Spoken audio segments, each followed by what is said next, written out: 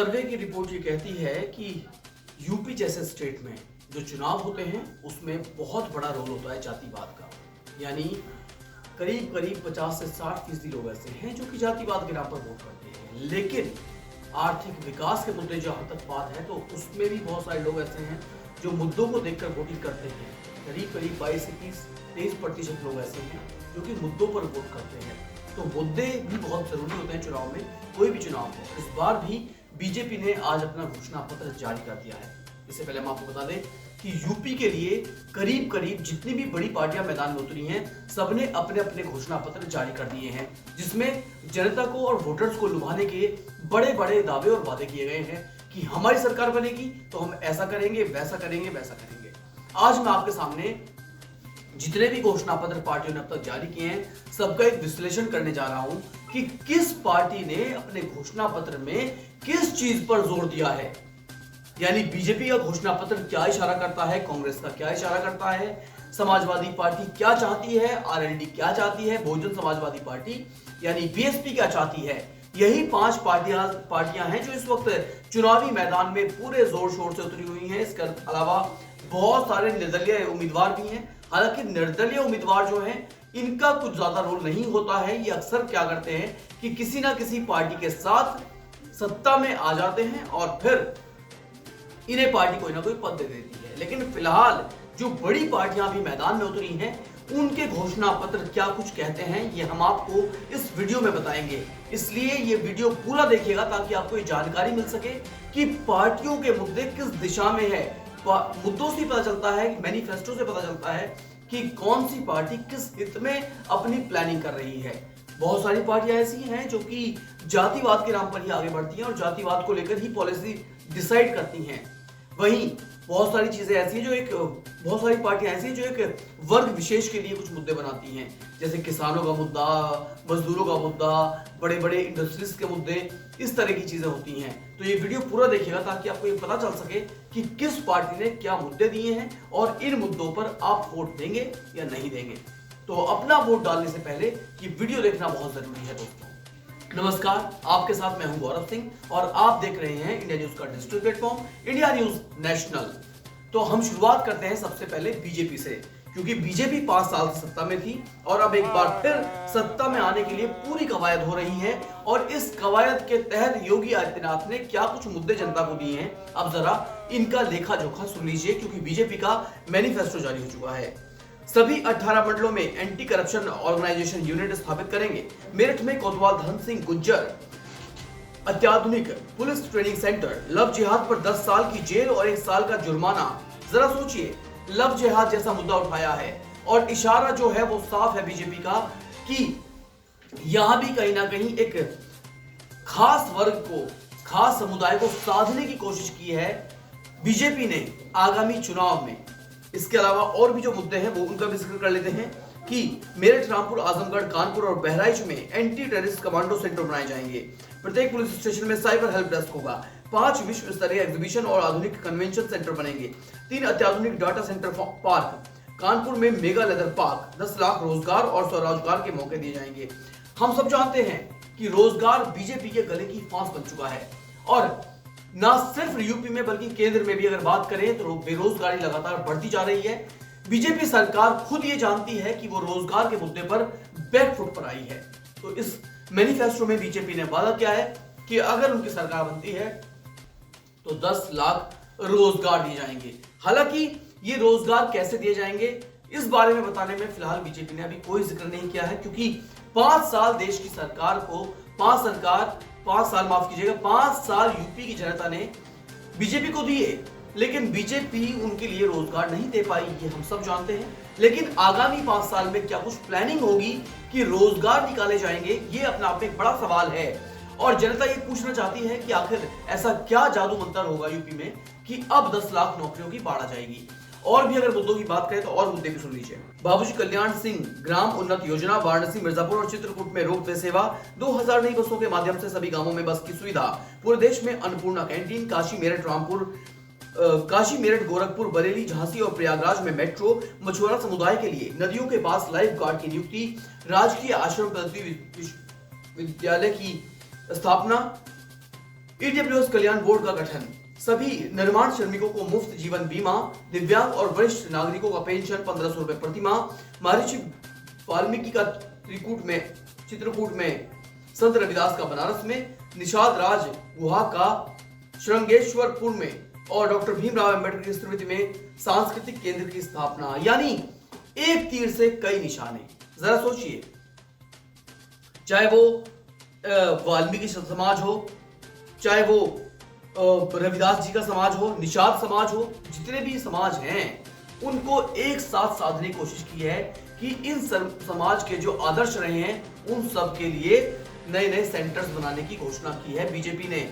क्योंकि बीजेपी ने अभी हाल ही में क्या देखा है कि स्वामी प्रसाद मौर्य, जो कि दलितों के इस वक्त बड़े नेता थे, उन्होंने बीजेपी को छोड़कर समाजवादी पार्टी का दामन थाम लिया और स्वामी प्रसाद मौर्य के जाने से कयास लगाए जा रहे हैं कि जो अब ये दलित समुदाय है ये बीजेपी से छिटक गया है, उनके हाथ से निकल गया है। तो बीजेपी ने इसीलिए चुनाव, देखिए 10 तारीख को चुनाव होना है, 8 तारीख को बीजेपी का जो है वो मैनिफेस्टो आ रहा है।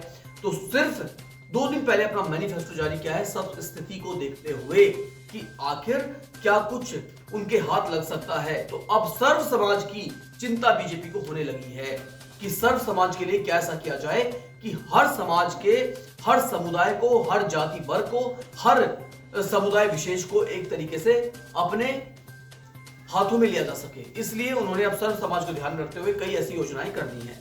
खैर, बीजेपी के बाद अब कांग्रेस की बारी आती है और कांग्रेस ने जो अपने पॉइंट्स बताए हैं वो एकदम क्लियर है। देखिए, इस बार जो कांग्रेस चुनाव लड़ रही है उसमें प्रियंका गांधी जो है उन्होंने मेन मुद्दा उठाया महिलाओं का। नारी हूं, लड़ सकती हूं, लड़की हूं, लड़ सकती हूं। तो नारियों के सम्मान की बात की है।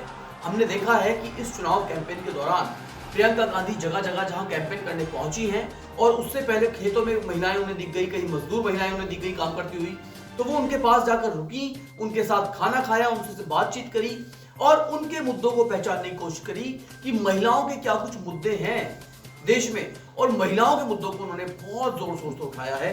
जरा ये सुन लेते हैं कांग्रेस क्या कुछ कहती है अपने मैनिफेस्टो में। उत्तर प्रदेश में 7 करोड़ युवाओं की आकांक्षा का घोषणा पत्र है ये उन्होंने पहली लाइन दी है। इससे 20 लाख सरकारी नौकरी हम देंगे, जिसमें से 40% महिलाओं को दी जाएगी। यानी कि उन्होंने कह दिया है कि 40% जो सीट्स हैं सरकारी नौकरियों में वो लड़कियों की और महिलाओं के लिए रिजर्व कर दी जाएंगी। वहीं जहां यूपी की गवर्नमेंट कहती है, योगी सरकार कहती है कि हम 10 लाख नौकरियां देंगे, कांग्रेस का कहना है कि हम 20 लाख नौकरियां देंगे। लेकिन नौकरियां कहां से देंगे ये फिलहाल इसका जवाब किसी के पास नहीं है। अब सरकार से जो भरोसा टूटा है उस विश्वास को बहाल करने का जिक्र भी भर्ती विधान में होगा। परीक्षाओं में घोटाले को दूर करने की बात कही गई है।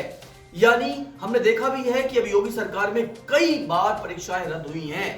बच्चे एग्जाम सेंटर तक पहुंचे, क्वेश्चन पेपर उनके हाथ में आया और बाद में पता चलता है कि परीक्षाएं रद्द हो गई। बहुत सारे युवाओं का सपना टूटा है, उनकी उम्र निकलती जा रही है, लेकिन उनके लिए कोई प्रावधान नहीं किया गया है नौकरियां पाने का। वहीं जब वो एग्जामिनेशन देने जाते हैं तो वहां भी उनके साथ एक छल कपट सा हो जाता है।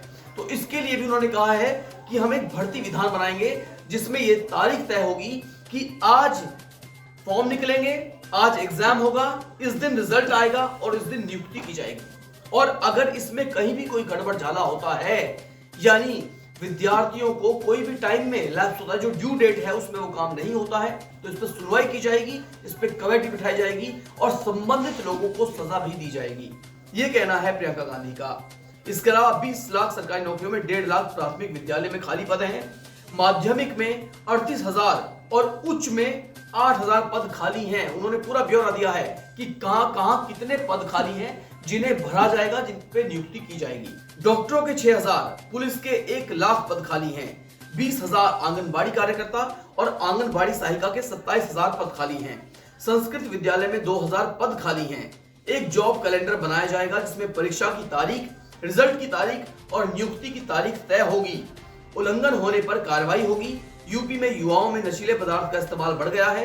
लखनऊ में हम एक सेंटर बनाएंगे जो युवाओं की काउंसलिंग करेंगे, जिसके 4 हब होंगे। तो चलिए, ये सब जो हमने आपको बताया है ये सब कांग्रेस का घोषणा पत्र है। वाकई अगर देखा जाए तो घोषणा पत्र तो बहुत मजबूत है, जिसमें पूरा युवाओं पर और रोजगार पर और महिलाओं पर ध्यान दिया गया है। लेकिन अभी नहीं लगता, जो देश के हालात हैं, यूपी के हालात हैं, वो देखकर नहीं लगता कि अभी कांग्रेस पार्टी सत्ता में आने वाली है। क्योंकि अगर हम जितने भी ओपिनियन पोल फिलहाल देख रहे हैं उसमें कांग्रेस के हाथ में सत्ता आती कहीं नजर नहीं आ रही है। हालांकि चुनाव के रिजल्ट क्या रहते हैं ये आने वाला वक्त बताएगा, यानी 10 मार्च बताएगी। इसके अलावा बात करें बसपा सुप्रीमो मायावती की, तो मायावती जी का साफ कहना है कि मैं घोषणाओं करने में विश्वास नहीं रखती हूं, मैं सिर्फ काम में विश्वास रखती हूं। बावजूद इसके बहुजन समाजवादी पार्टी के कई ऐसे नेता हैं जो अलग अलग मंचों पर जाकर अलग अलग बयानबाजी करते हैं, घोषणाएं करते हैं। तो अगर उनकी घोषणाओं पर हम ध्यान दें तो उसमें साफ साफ लिखा है कि सरकारी विभागों की सभी रिक्त पदों को जल्दी से जल्दी भर दिया जाएगा। महिलाओं को राजनीति और सरकारी नौकरियों में 50% का आरक्षण दिया जाएगा। कानून व्यवस्था को मजबूत किया जाएगा और सर्व समाज का विकास होगा। ये 4-5 एक मुद्दे हैं जो कि बहुजन समाजवादी पार्टी के नेता अलग अलग मंचों पर कहते हैं। हालांकि इसमें कोई बहुत ज्यादा लबो लुभाव नहीं है कि उन्होंने किसी को लड्डू दे दिया है कि इस लड्डू को देख लीजिए और आप फिर हमें वोट दे दीजिए। ये कॉमन मुद्दे होते हैं कि सरकारी व्यवस्था को दुरुस्त करेंगे, नौकरियां देंगे, ये होंगे। तो बहुजन समाजवादी का अभी तक ऐसा कोई घोषणा पत्र जारी नहीं हुआ है और कयास लगाए जा रहे हैं कि जब पहले भी नहीं होता था तो शायद इस बार भी नहीं होगा। इसके अलावा अगर बात करें समाजवादी पार्टी की और आरएलडी की, इस बार यूपी चुनाव में आरएलडी यानी राष्ट्रीय लोकदल और समाजवादी पार्टी मिलकर चुनाव लड़ रहे हैं और इन दोनों ने अपने अपने अलग अलग घोषणा पत्र जारी किए हैं। समाजवादी पार्टी ने जहां अपने घोषणा पत्र में युवाओं के लिए रोजगार की बात की है, विकास की बात की है, वहीं आरएलडी ने अपने घोषणा पत्र में बुजुर्गों की बात की है, युवाओं की बात की है, किसानों की बात की है, मजदूर वर्ग की बात की है। इस तरह के दोनों के घोषणा पत्र हैं। जरा फटाफट सुन लेते हैं कि इनके घोषणा पत्र के की पॉइंट्स क्या कुछ हैं। समाजवादी पार्टी ने अपने चुनावी मैनिफेस्टो में कहा है कि सरकार बनने पर 300 यूनिट फ्री बिजली मुफ्त दी जाएगी, फ्री बिजली दी जाएगी। प्रत्येक फसल के लिए एमएसपी प्रदान की जाएगी। किसानों को सिंचाई के लिए बिजली मुफ्त दी जाएगी। 15 दिन में गन्ने किसानों का भुगतान होगा। इसके लिए फार्मर रिवॉल्विंग फंड बनाया जाएगा। किसानों को ब्याज मुफ्त लोन दिया जाएगा। इसमें कहा गया है कि समाजवादी पेंशन योजना को फिर से शुरू किया जाएगा, जिसके तहत 18,000 करोड़ प्रति वर्ष गरीब वृद्धों, जरूरतमंद महिलाओं और बीपीएल परिवारों को दिया जाएगा।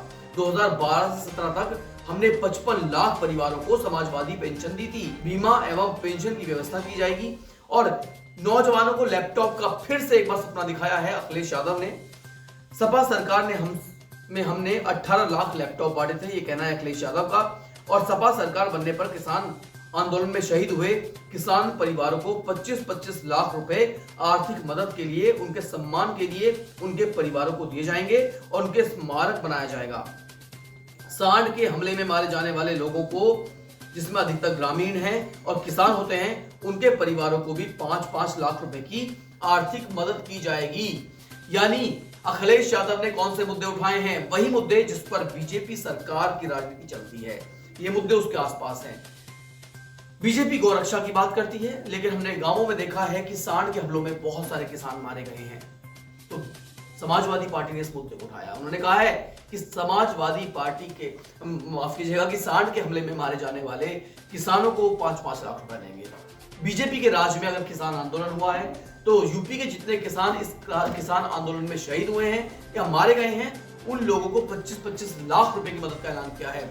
समाजवादी पार्टी ने समाजवादी पेंशन का जिक्र करते हुए कहा है कि 56 लाख परिवार ऐसे थे जिनकी वजह से हमने, जब हमारी सरकार थी यूपी में 2012 से लेकर 2017 तक, तो हमने 56 लाख परिवारों को आर्थिक मदद दी है, पेंशन पहुंचाई है, समाजवादी पेंशन दी है, जो कि योगी सरकार में बंद कर दी गई थी। अगर हमारी सरकार बनेगी तो हम फिर से इस पेंशन योजना को बहाल करेंगे और आर्थिक तंगी से ग्रस्त परिवारों की मदद करेंगे। अगर आरएलडी का घोषणा पत्र की बात करें तो जरा आरएलडी के मुद्दे भी आप सुन लीजिए। आरएलडी ने 2022 में 22 संकल्प बताए हैं। अपने संकल्प पत्र में आरएलडी ने युवाओं को नौकरियों से लुभाने की कोशिश की है। तो महिलाओं के लिए नौकरियों में 50% आरक्षण के वादे के साथ प्रियंका गांधी के महिला कार्ड की काट करने का भी प्रयास किया है। पार्टी ने किसानों के साथ ही सूबे में बुजुर्गों पर भी डोरे डाले हैं। कैसे कैसे कि 1 करोड़ नौकरियां होंगी, ये कहना है आरएलडी प्रमुख जयंत चौधरी का। किसानों को मिलेगा आलू का 1.5 गुना दाम। देखिए, जो हमारी वेस्टर्न यूपी की बेल्ट है, जहां पर आरएलडी का ज्यादा प्रभाव है, वहां मेन तौर पर अगर बात करें तो 2 प्रमुख फसलें हैं। अगर हम वेस्टर्न यूपी के गाजियाबाद से लेकर देवबंद और सहारनपुर तक की बात करें, शामली तक की बात करें, तो ये पूरी जो जाट लैंड है, ये पूरी जो बेल्ट है, ये गन्ना किसानों की बेल्ट है। और अगर हम बात करें मथुरा, हाथरस, इधर की बेल्ट की बात करें, आगरा, एटा, मैनपुरी, जालौन, तो इस बेल्ट की बात की जाए तो यहाँ आलू की बहुत बड़ी पैदावार होती है। तो उन्होंने गन्ना और आलू दोनों तरह के किसानों के लिए अपने घोषणा पत्र में जगह दी है, उनके लिए वादे किए हैं। उन्होंने कहा है कि आलू के किसानों को 1.5 गुना दाम मिलेगा। वहीं गन्ना किसानों के लिए भी उन्होंने कहा है कि गन्ना किसानों को लागत का 1.5 गुना दाम दिया जाएगा और 14 दिनों के अंदर भुगतान सुनिश्चित किया जाएगा। गन्ना किसानों का चौधरी चरण सिंह कृषक सम्मान योजना चलाई जाएगी, जिसमें 2 गुना भुगतान होगा, किसानों का सम्मान होगा और 3 गुना बढ़ाई जाएगी वृद्धावस्था पेंशन की राशि। यानी जो 500 रुपए की पेंशन दी जाती है उसे 1500 रुपए करने की बात कही गई है आने वाले चुनाव में जीतने पर। तो ये तमाम तरह के घोषणा पत्र थे जो हमने आपको बताए हैं अलग अलग पार्टियों के, कि घोषणा पत्र में क्या कुछ बड़े बड़े दावे किए गए हैं, किस पार्टी का घोषणा पत्र किस पर सेंट्रिक है, किस वर्ग को, किस समुदाय को या किस विशेष पर आधारित है। तो इन तमाम बातें से आपको पता चलता है कि पार्टियों का मूड क्या है, पार्टियों ने किस पर ज्यादा डोरी डालने की कोशिश की है। दोस्तों, उम्मीद करते हैं वीडियो आपको समझ आई होगी और आपको पसंद भी आई होगी। अगर वीडियो अच्छी लगी तो इसे अपने दोस्तों के साथ, अपने जानकारों के साथ शेयर जरूर करें। इसके अलावा देश और दुनिया की हर बड़ी अपडेट के लिए देखते रहिए इंडिया न्यूज नेशनल। धन्यवाद। अगर आपको हमारा ये वीडियो पसंद आया हो तो वीडियो को लाइक करें और चैनल को सब्सक्राइब करें और हाँ, बेल आइकन को दबाना ना भूलें ताकि आप तक वीडियो का नोटिफिकेशन पहुंचता रहे। देश और दुनिया की तमाम खबरों के लिए देखते रहिए इंडिया न्यूज नेशनल।